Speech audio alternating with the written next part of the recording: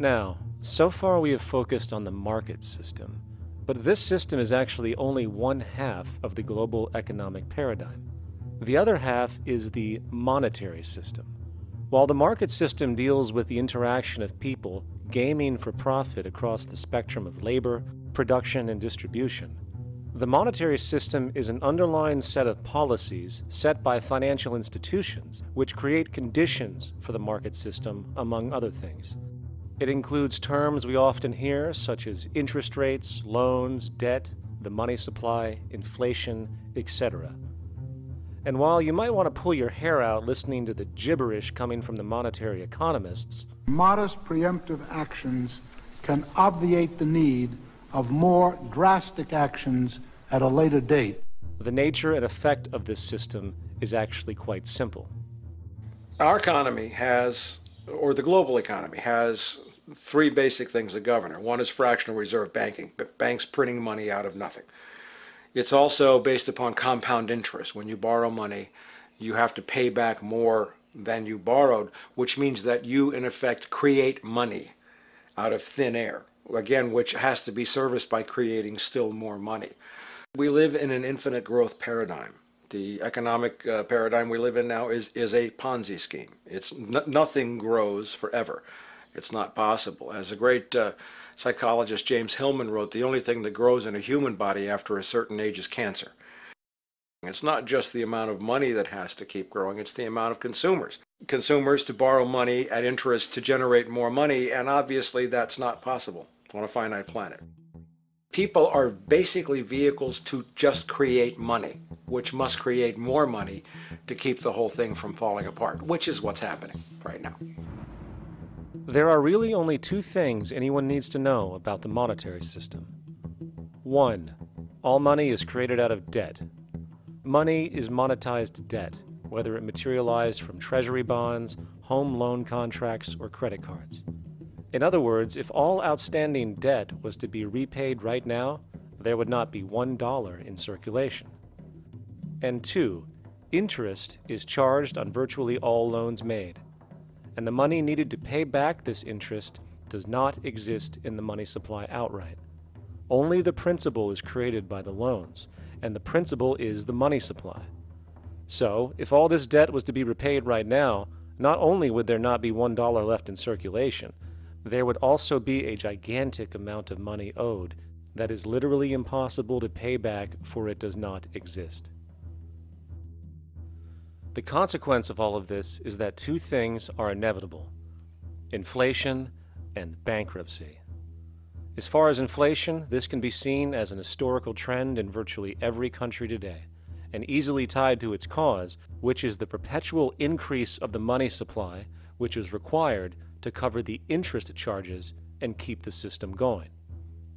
As far as bankruptcy, it comes in the form of debt collapse. This collapse will inevitably occur with a person, a business, or a country, and typically happens when the interest payments are no longer possible to make. But there is a bright side to all of this. Well, at least in terms of the market system, because debt creates pressure. Debt creates wage slaves. A person in debt is much more likely to take a low wage than a person who isn't, hence becoming a cheap commodity. So it's great for the corporations to have a pool of people that have no financial mobility. But hey, that same train of thought also goes for entire countries. The World Bank and the International Monetary Fund, which mostly serve as proxies for transnational corporate interests, give gigantic loans to troubled countries at very high interest rates, and then, once the countries are deeply in the hole and can't pay, austerity measures are applied, the corporations swoop in, set up sweatshops, and take their natural resources. Now that's market efficiency. But wait, there's more. You see, there's this unique hybrid of the monetary and market system called the stock market, which rather than, actually produce anything real, they just buy and sell money itself. And when it comes to debt, you know what they do? That's right, they trade it. They actually buy and sell debt for profit, from credit default swaps and collateralized debt obligations for consumer debt, to complex derivative schemes used to mask the debt of entire countries, such as the collusion of investment bank Goldman Sachs in Greece, which nearly collapsed the entire European economy. So when it comes to the stock market and Wall Street, we have an entirely new level of insanity born out of the money sequence of value. All you need to know about markets was written in an editorial in the Wall Street Journal a couple of years ago. It was called Lessons of the Brain-Damaged Investor. And in this editorial, they explain why people with slight brain damage do better as investors than people with normal brain functionality. Why? Because the slightly brain-damaged person has no empathy. And that's the key. If you don't have any empathy, you do well as an investor. And so Wall Street breeds people who have no empathy to go in there and to make decisions and make trades that they have no compunction about and no thought whatsoever as to what they're doing might affect their fellow human being. So they breed these robots, these people who have no souls. And since they don't even want to pay these people anymore, they're now breeding robots, real algorithmic traders. Goldman Sachs and the high-frequency trading scandal. They put a computer next to the exchange, the New York Stock Exchange. This computer, this co-located computer as they call it, it front runs all the trades on the exchange, and it hits the exchange with volumes of orders in ways that scalp pennies and nickels away from the exchange. It's like they're siphoning money all day long.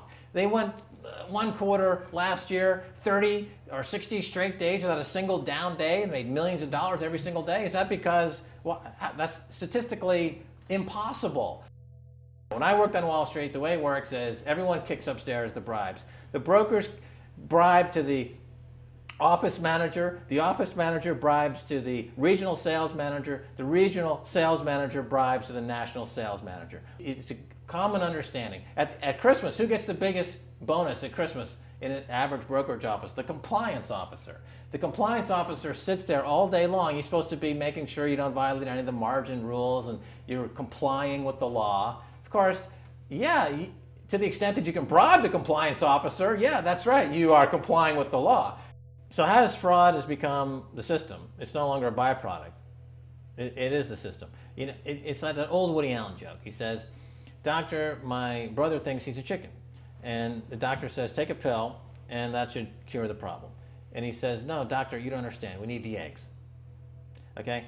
So the trading of fraudulent claims back and forth between banks to generate fees, to generate bonuses, has become the GDP producing growth engine of the United States economy, even though they're essentially trading fraudulent claims that there's absolutely no hope of ever paying back.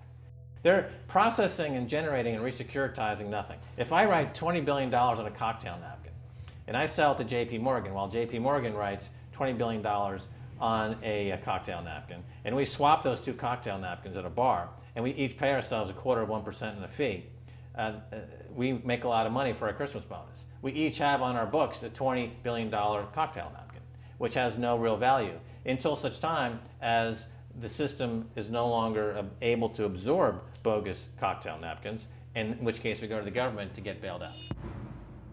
And because of Wall Street and the global stock market, there are now conservatively about $700 trillion of outstanding fraudulent claims known as derivatives, still waiting to collapse, a value amounting to over 10 times the gross domestic product of the entire planet. And while we have seen the bailouts of corporations and banks by governments, which of course comedically borrow their money from banks to begin with, we are now seeing attempts to bail out whole countries by conglomerates of other countries through the international banks. But how do you bail out a planet? There is no country out there that isn't now saturated in debt. The cascade of sovereign debt defaults we have seen can only be the beginning when the math is taken into account. It has been estimated in the United States alone that income tax would need to be raised to 65% per person just to cover the interest in the near future.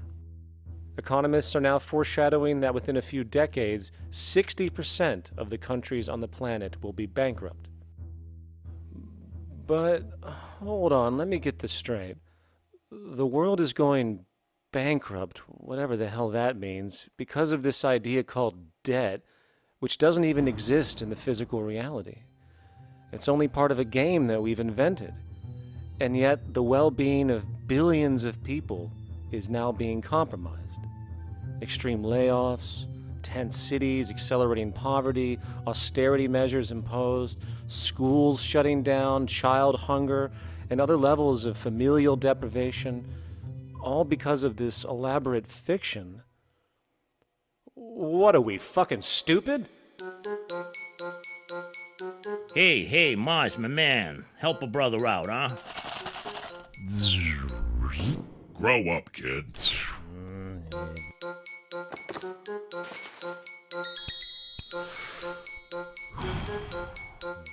Saturn, what's up, man? You remember that smoking nebula I hooked you up with a while back? Listen, Earth, we're getting really tired of you. You've been given everything, and yet you waste it all. You got plenty of resources, and you know it. Why don't you grow up and learn some responsibility, for Christ's sake? You're making your mother miserable.